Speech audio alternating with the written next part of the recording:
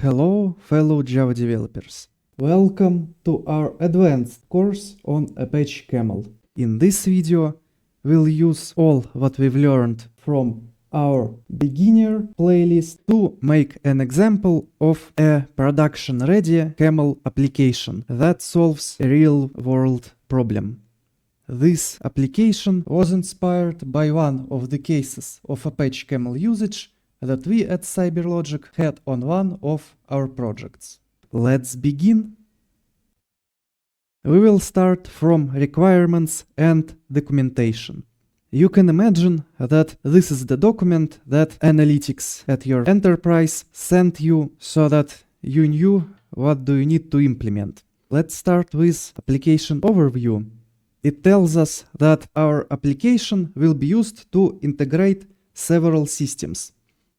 SFTP server to which the PDF documents will be uploaded, a signed document service which can be used to digitally sign these PDF documents, and lastly a client send service that can be used to send digitally signed documents to the clients. Another system that we will use is a PostgreSQL database that will be used to storing statuses of our documents processing, and our application will be deployed in Kubernetes. Now let's look at the data flow that is expected from our application. At the beginning, file is read from the SFTP server, then file metadata is extracted and logged, then we use signed document service to sign it, again log the status of our signing in the database, then we send the signed document to the client via client send service and log the final status in the same PostgreSQL database. And in case of an error, we write original PDF to a separate directory on the source SFTP server. Let's look at the diagram. It might make these requirements easier to understand. So first we have SFTP server from which we will be reading PDF files and to which we will be writing these PDF files in case of an error. That's the first step in our data flow. Then the second step in our data flow is logging the fact that we've read a file from SFTP server to the database. And next we form a signed document request, which is JSON, and send it by HTTP protocol to signed document service, which responds with signed document response, containing, as we will see later, a base64 encoded signed PDF document. When we receive a response, we log this fact again in our database, and then we form a client send request with the signed document we've received, and we send it via RTMSMQ to this client send service, which responds with client send response. And this last response we again log in our database, indicating that the processing is finished. So the requirements are pretty clear already. The interesting part is how to form these requests, what do responses contain, and other details. Let's look further. So as we can see here in file reception requirements, our PDF file name will contain document ID, document owner ID, type, and client ID, which we will need to provide for this client send service so that it knows to which client the signed document should be sent. Then we see here that our signed document request has the following format. We need to provide our base64 encoded document, owner ID, signed type, which will be configured through application properties, same with API key, and document type we will take from our file metadata.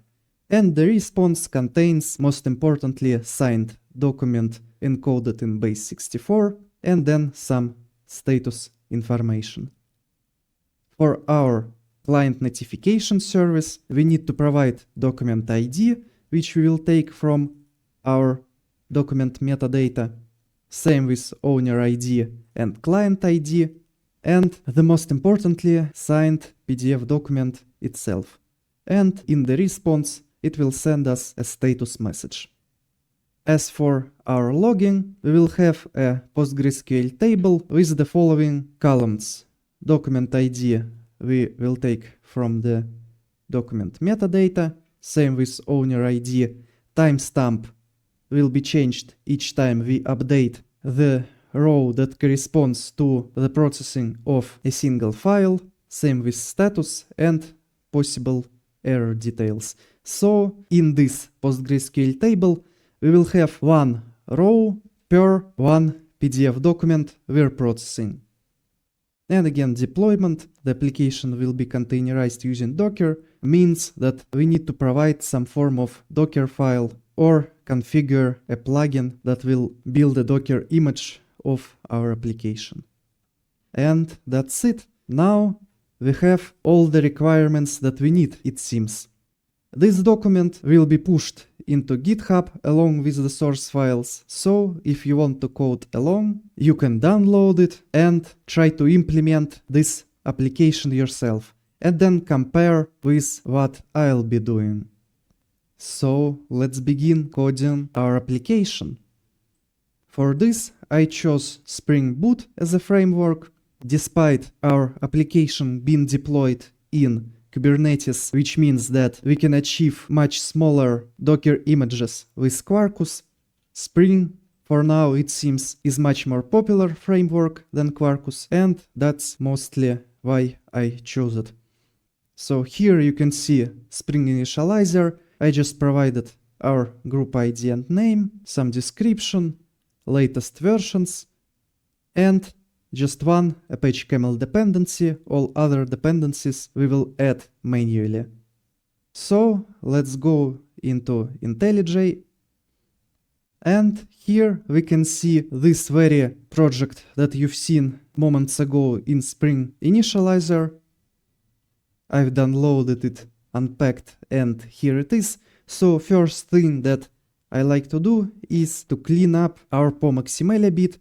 We will not be using these properties, and what is usually considered a good practice is to use dependency management block instead of parent. So let's add it. Now we need to specify our dependency. Let me just copy this version. We will need it as our project property, and let's paste it here. Now we have it. And for our BOM, we will use org.springframework.boot, and artifact ID is, I believe, Spring Boot dependencies. Yep. And version we have in our Maven project as property.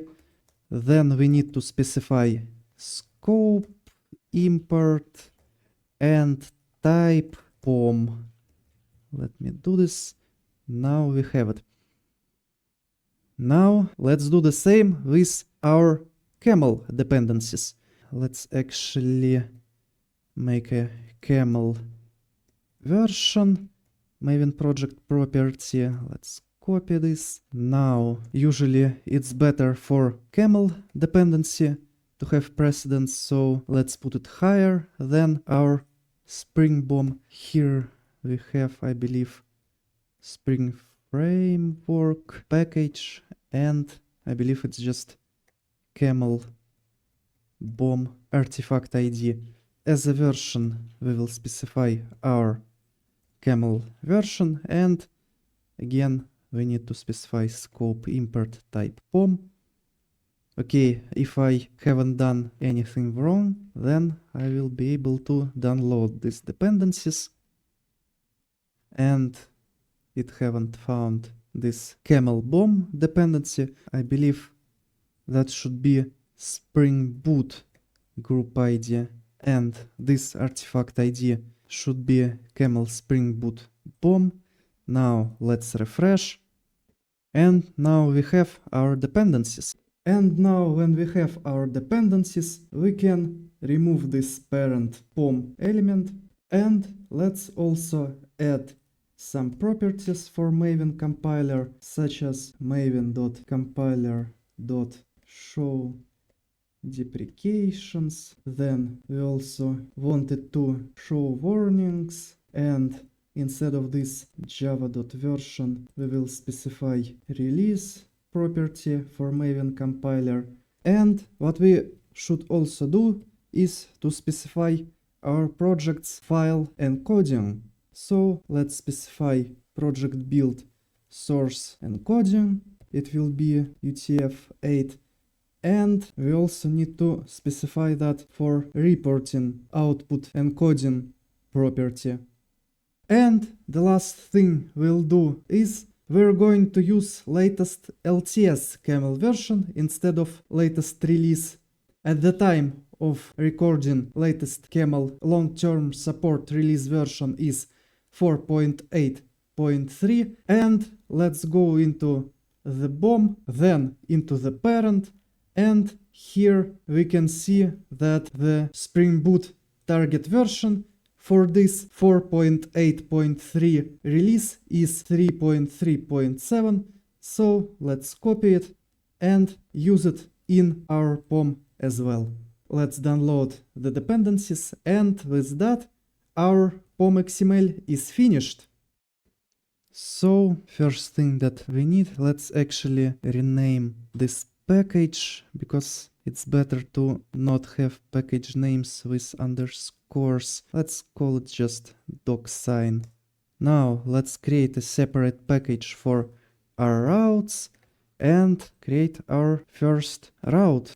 It will be reading PDF documents from SFTP server, so let's call it document read route.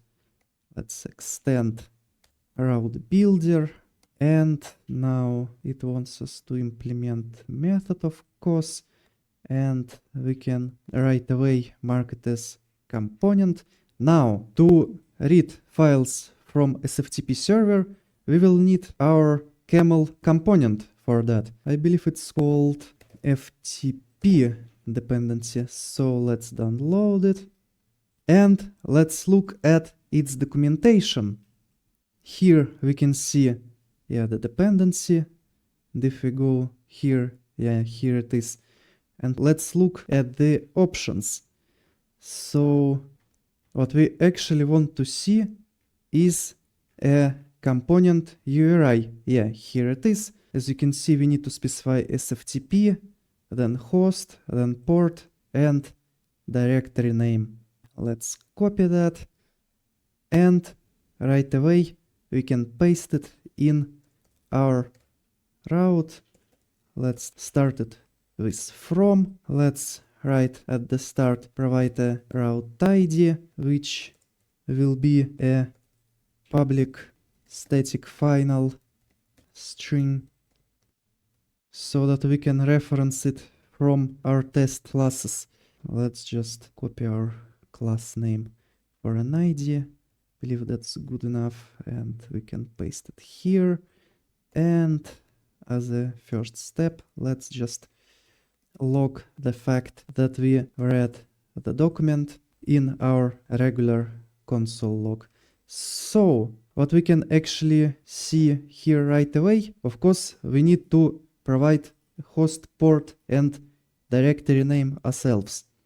Also, we actually don't want to log a document body because it will be binary encoded, and we don't want to see a very long sequence of bytes in our log. Here we actually need a file name. So let's solve these problems one at a time. And as you might remember from our working with endpoints video, we can configure our endpoints by providing an endpoint properties. Here we have a Spring application, so all these host, port, and directory name properties can be specified in this application.properties file. Let's actually name them so that they are a bit more distinguishable, for example, by appending SFTP dot before each property. And let's copy them here, and as a value, let's just treat an environment variable for now.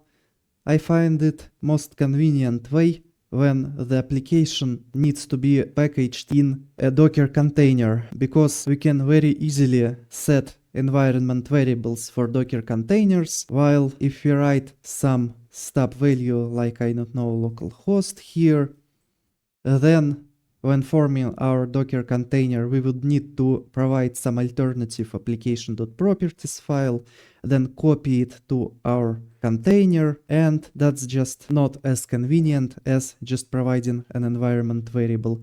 So let's do the same with port. We can actually just copy this string and rename the values, and same with directory name. Here we have it. So that's the first problem solved. Now we have our environment properties here as a host, port, and directory name of our route. The next thing we need to do is make it so that here our file name is displayed. For that, we need to go to this SFTP component documentation. Here it is. And let's go to this message headers section. And as you can see, here is the list of headers that our SFTP component supports. So here we can locate this file name, header, and as it states here in the description, Camel writes file name of the file consumed into this header. So what we actually need to do is take this file name constant, go back to IntelliJ, and instead of body, specify header, and then from our Exchange class, we need to specify this file name header. Yeah, if we don't want to have this plus sign, we could have just specified camel file name, but I prefer it this way, in case maybe one day this constant will change. And so we did it. We set up our SFTP endpoint URI and logged our file name. Before we went too far with our route, it's better to test it, so that if something goes wrong, we find out as soon as possible. So there isn't much to test in terms of unit tests yet, because our route does not have any logic. But we can set up integration tests and at least just look at the console that our route prints the output specified. For that, let's create a package called route, the same as here. And here, let's create our document read route integration test. Now, when we have it, let's annotate it with Spring Boot test and with camel Spring Boot test. And as you can see, for that we don't have a dependency. So let's go to our POM XML. Let's close this. And here we need to add our camel testing dependency. It's org.apache.camel, and here camel test spring junit 5.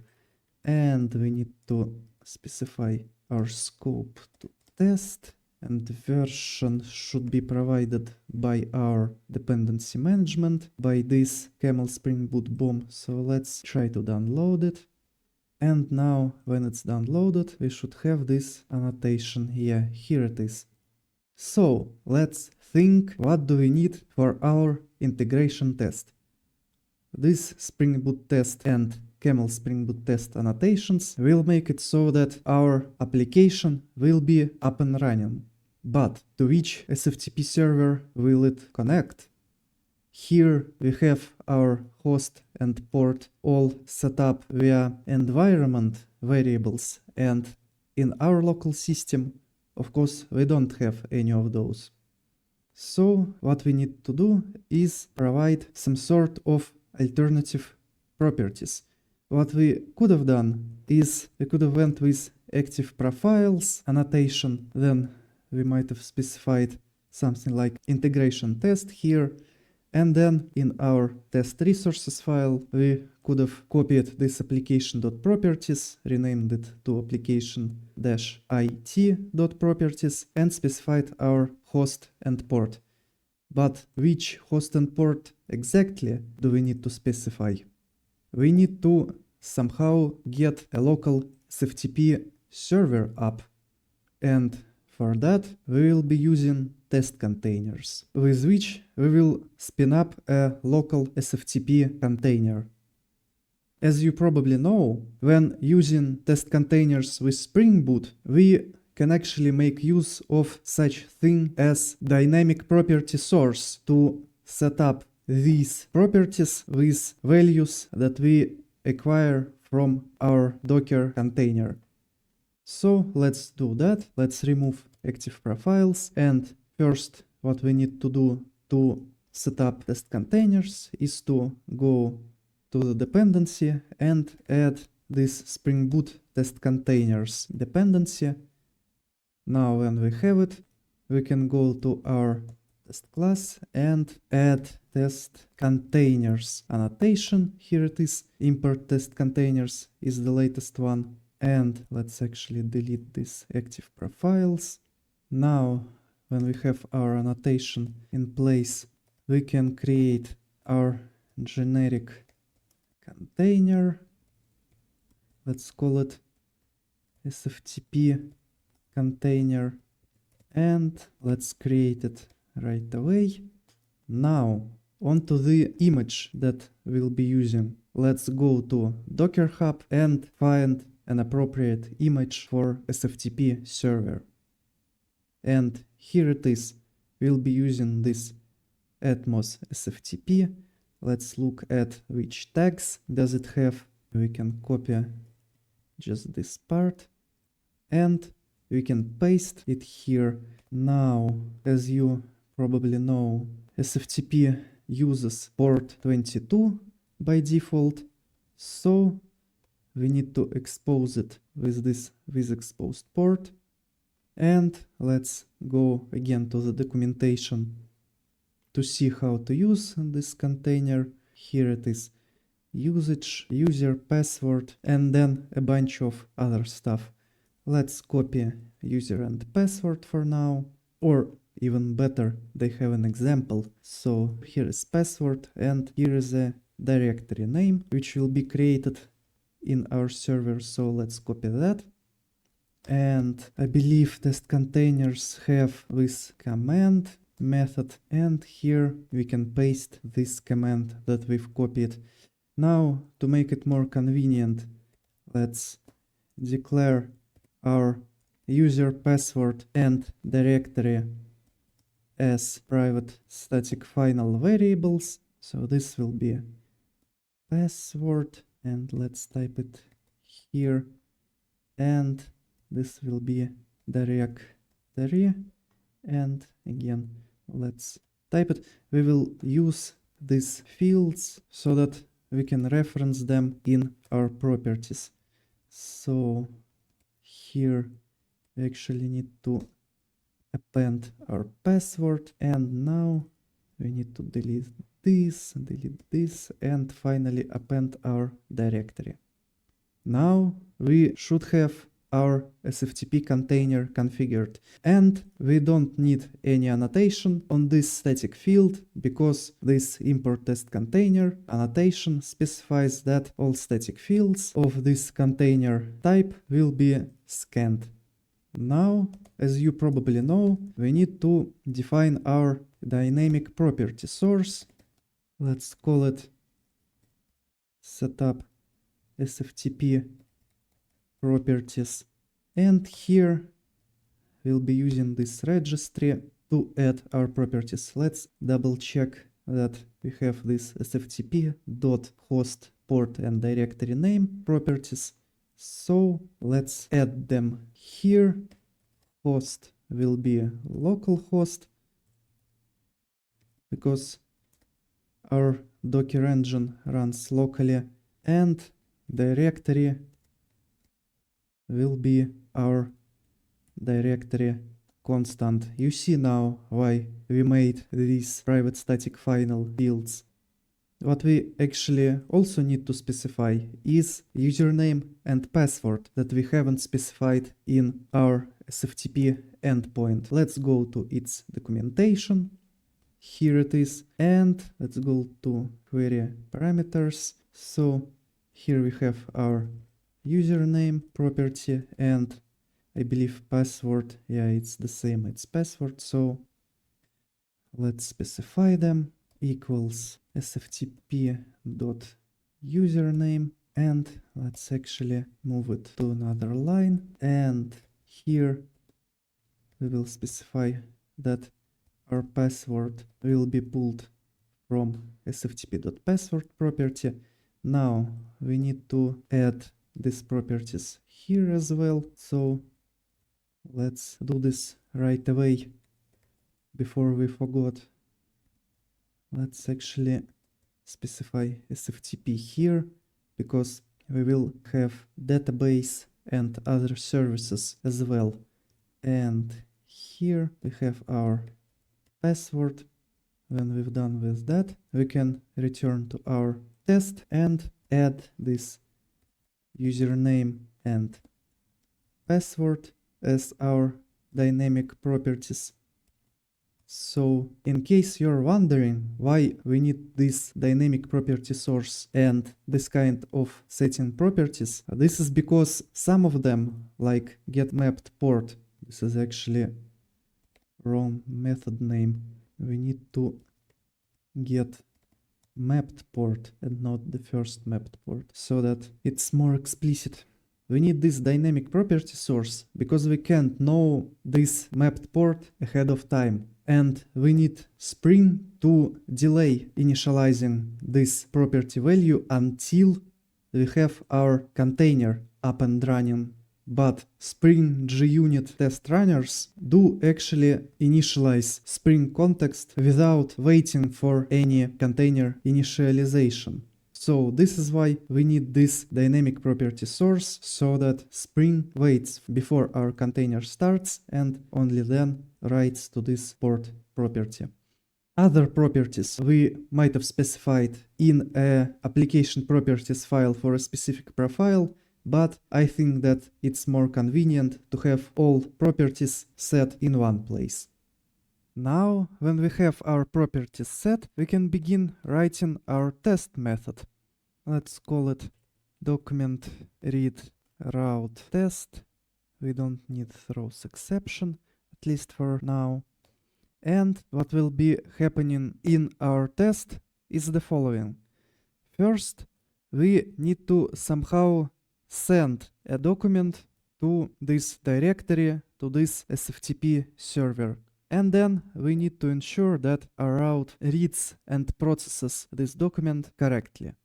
So we have our SFTP server with test containers, and for sending a file to that server, we will use Camel's producer template, which we can auto-wire in our test. Here what we'll do is specify some kind of file contents, which will be, for example, hello world string, and let's specify file name, which will be hello.txt. We'll use these values with our template to send this hello world file. So let's just copy this configuration because it will be the same endpoint URI for a producer. And let's specify our file contents. And next, what we need to do is specify file name with the same file name header with which we're querying this file name in our route. And now we have our template method that sends the test file to our route. Let's for now just wait, for example, for 5 seconds. And as our route does nothing except for logging at this stage, we just want to see this log. And before we run our test for the first time, one more thing we need to do is we need to add active profiles. Let's call our profile IT as integration test, and just add this application integration test properties file so that we don't get an error from Spring that it cannot resolve all these environment variables. So let's just delete everything, rename our application properties to application IT properties, and we can finally run our test. And it gives us an error. Let's see why. What do we have here? Could not resolve placeholder, directory name, accent. It seems that we made a mistake with our properties. So here we have directory name and here we have just directory. So we need to replace it. And now we can run our test again and see what happens. So, as you can see from the logs, it constantly reads the same file because we don't do anything with it. And here are our logs that are login file name. So far so good. We've set up test container with our SFTP server and we've set up a beginning of our route. Now, as you might remember from our documentation, let's open it. Here it is. We have our fields that we'll need in further processing written in our file name. So what we need to do is we need to parse this file name and extract all these IDs and document type from it. So let's do that. This kind of message processing in Camel is usually done with beans or processors. There is not much of a difference, but I prefer beans. So let's create our service package and let's call our bean that will be processing our messages exchange transformer. Let's make it a service so that Spring picks it up automatically. And our first method will be parse file name and it will accept exchange. So first what we'll do is we'll extract file name from our exchange. Better to do with get message. And actually we'll need our message later, so it makes sense to actually make it a separate variable and use it with get header, because we will be storing all these document ID, owner ID, document type, client ID in message headers, same as this file name is stored in message header. So to parse it, let's use split method, but we'll be splitting with underscore. And right away, if our parts are less than, let's count 1, 2, 3, 4. So if we have less parts than 4, we can just throw an exception. We'll handle that later, but for now we expect that everything is okay. So let's actually make names for our header. We will need them in other places. That's why we're making them public. So owner ID and finally client ID, and here let's also rename them. Here we have owner ID and client. So all that remains is to put our file name parts into our message headers. Let's see again how they follow one another. First we have document, then owner, then type, then client. Document, now owner, now type, and finally we have client. And for client we actually need to split it because we need to cut that .pdf part. So let's check again. We have document, then owner, then type, then client ID, and we cut off .pdf part. And here in our documentation we have document, then owner, then type, then client, and this .pdf part we don't need. Now, when we have done that, what we will do in our route is we will call this method with bin. Let's actually inject this exchange transformer object, because we can use Spring injection mechanism here. And here we can specify exchange transformer, and as method name we will specify, let's copy it. So we need to specify it like that. And we have our bin method called. Now, what we actually need to do in a real application is we need to write unit test for this method. I will cut this part out of the video because there is nothing interesting happens, and just show you the results.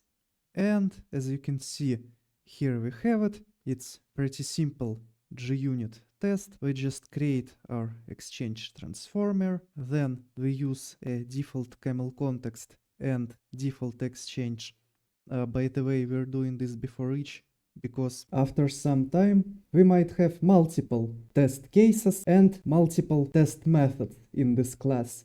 So just from the beginning I've made this exchange created before each. And in the test itself we have our file name composed of these fields. Then we're creating a camel message object, assign it to our test exchange, then we call our method, and finally assert that all headers are set correctly.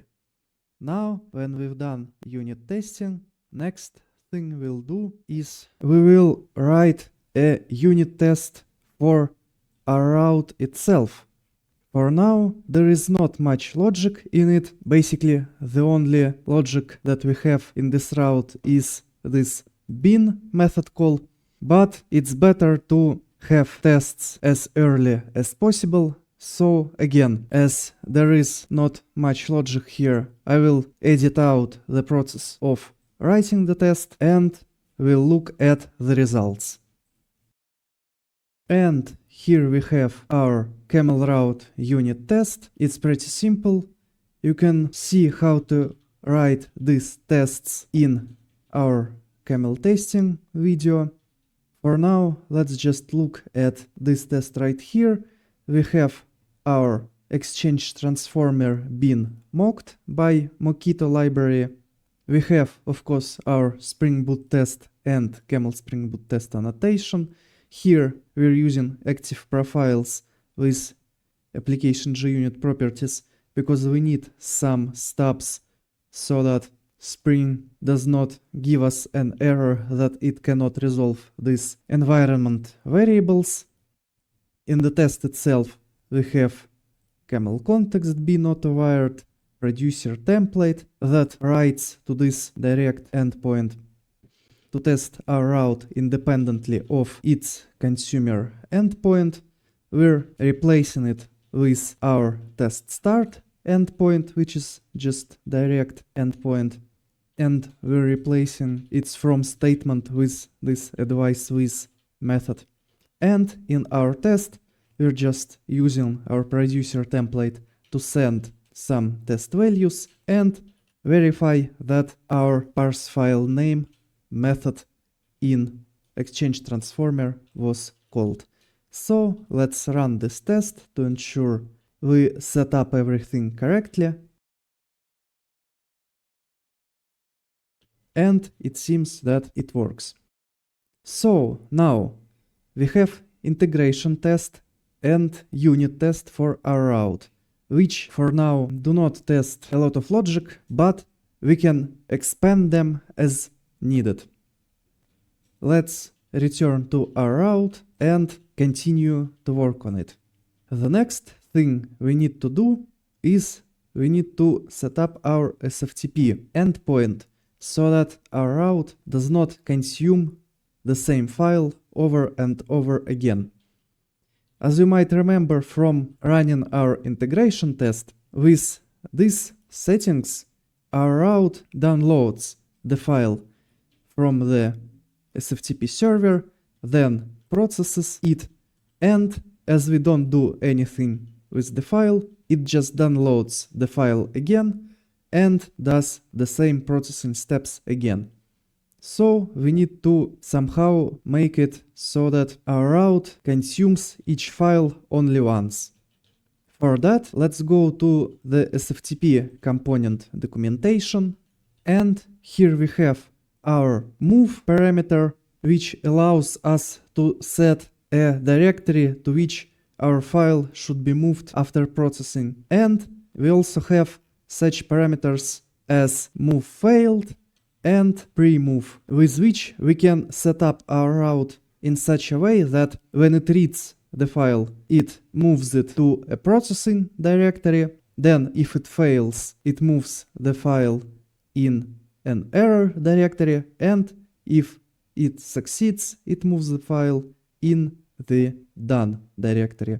So let's use these parameters in our route. As you can see here, we can just specify move equals dot done directory and pre-move equals dot processing directory and move failed equals dot error directory. So with this configuration, we can be sure that not only our files will be read only once, but that if something goes wrong in our route, the file will not be lost and will be written into this .error folder instead. Now, when we set this configuration up, we need to test it, and we will be doing it in our integration test. Here is our integration test. I've already added test parameters that form a file name in correct format so that we don't get an exception.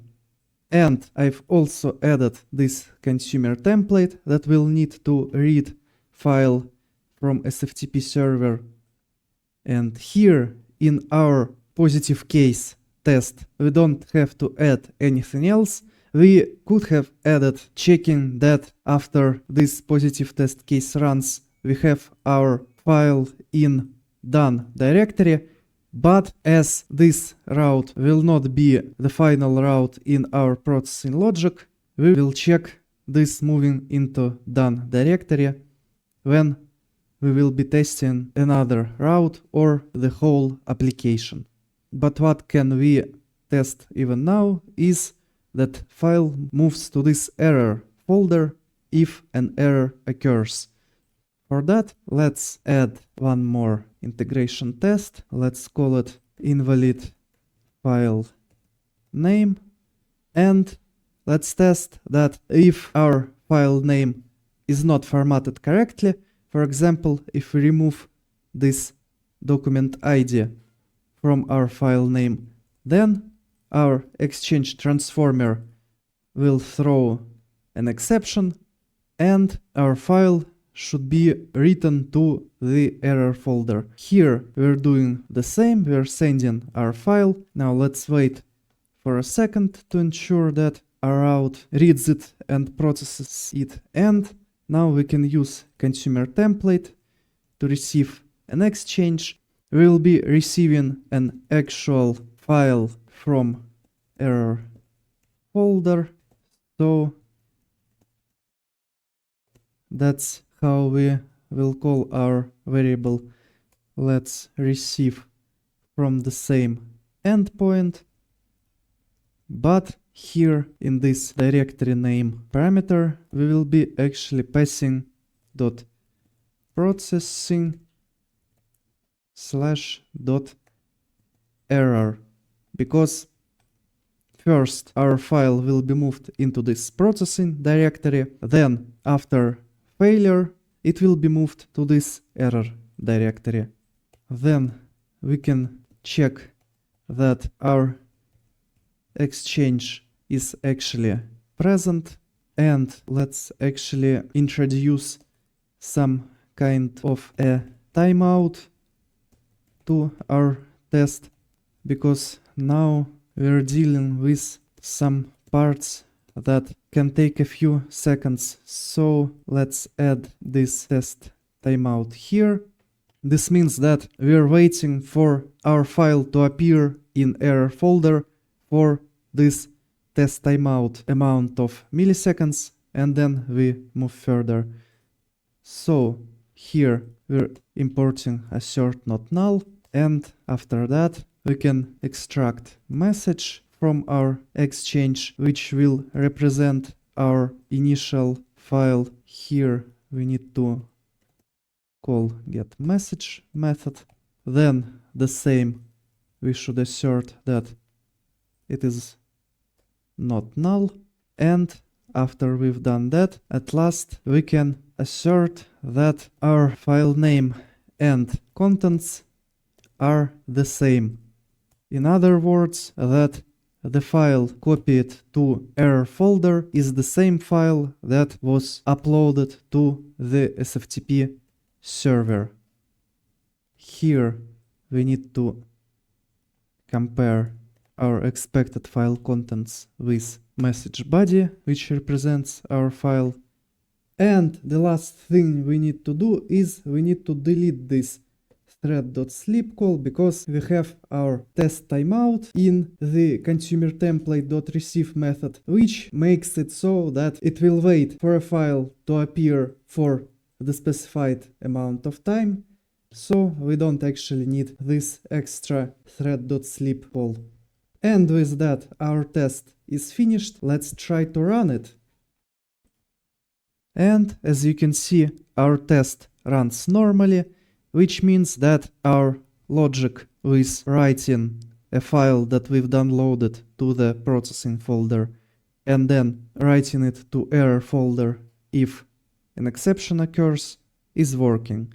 And we can also look at the logs and see that our file is read only once now. Here is our log that is written at this step, and as you can see, it is only one log in this test. So with that, there is only one SFTP endpoint configuration that remains. As you probably know, SFTP protocol has several security options, and one of the most common of these options is using known hosts file, so that when our SFTP client connects, it checks a key that is sent by a server with the key that it has in its known hosts file to ensure that the server it connects to is the actual one. We will add this option, which is known hosts file, and here we will use known hosts property. Let's add this property to our properties right away so that we won't get an error later. Let's actually copy the name of the property, and here we can copy that to our JUnit and make it have some stub value. For example, integration test SFTP known hosts. I will copy this path because we will need to add it in our integration test. Here we're setting our properties in setup SFTP properties method. So let's add it here. And we will also need to change the name of the property. Let's copy it. And now what we need to do is we need to actually make this test known hosts file. Let's first make this integration test directory, and inside this directory we will make SFTP directory, because we'll be working with files that configure our SFTP integration test. Now what we need to do is we actually need to provide some sort of static key to our SFTP server so that it doesn't generate a new one each time.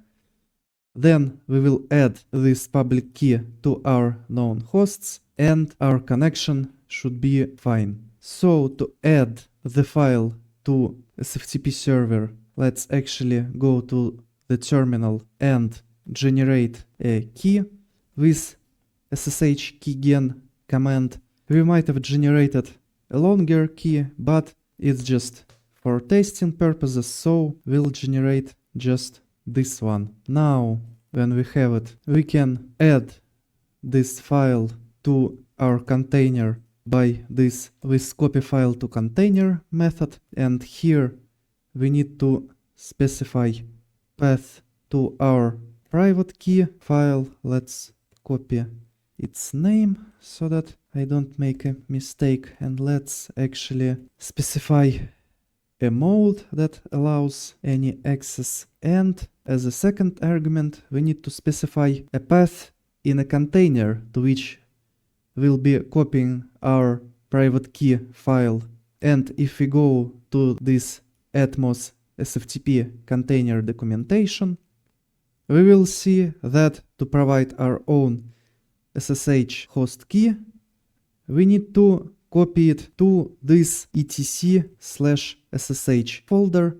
So let's copy the path, and here we can paste it, and the final thing that remains to do is to create a known hosts file itself. Let's do that. Here we should write localhost because that's where our Docker engine is running, and we can just copy this public key, and we should be good with this configuration. Let's run our test again to ensure that no connection problem occurs. And as you can see, our tests run normally and we don't get any SFTP protocol errors. And with that, we've configured our SFTP consumer.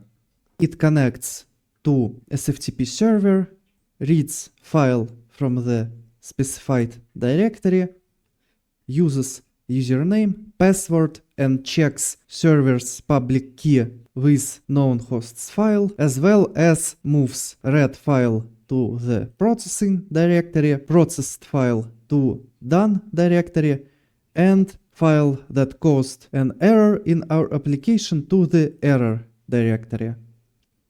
We've also parsed file name with our Exchange Transformer bin and wrote the information from it to message headers.